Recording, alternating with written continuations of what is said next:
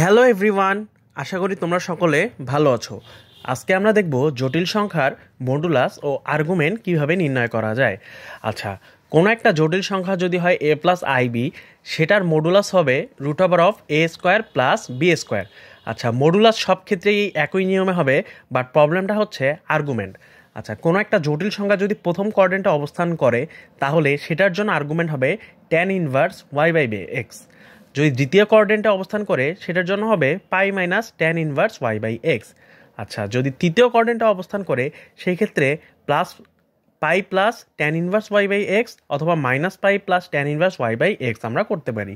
আচ্ছা, যদি চতুর্থ কোয়াড্রেন্টে অবস্থান করে, সেই ক্ষেত্রে মাইনাস ট্যান ইনভার্স y/x হবে।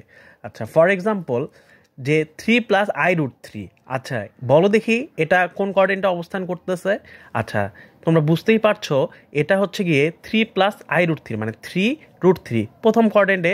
দ্যাট মিনস মডুলাস হবে √a² প্লাস b² মানে 2√3। আর আর্গুমেন্ট হবে দেখো ট্যান ইনভার্স y/x।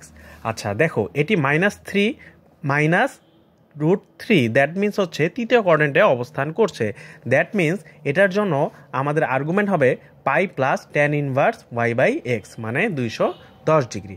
আচ্ছা, এভাবে আমরা অতি সহজেই মডুলাস ও আর্গুমেন্ট নির্ণয় করতে পারি, যেটা কিনা ভর্তি পরীক্ষাও এইচএসসির জন্য খুবই ইম্পর্টেন্ট। আচ্ছা, যদি ভিডিওটি ভালো লাগে তাহলে লাইক দিতে পারো, আর এরকম ভিডিও পেতে চাইলে চ্যানেলটিকে সাবস্ক্রাইব করে রাখতে পারো। ধন্যবাদ।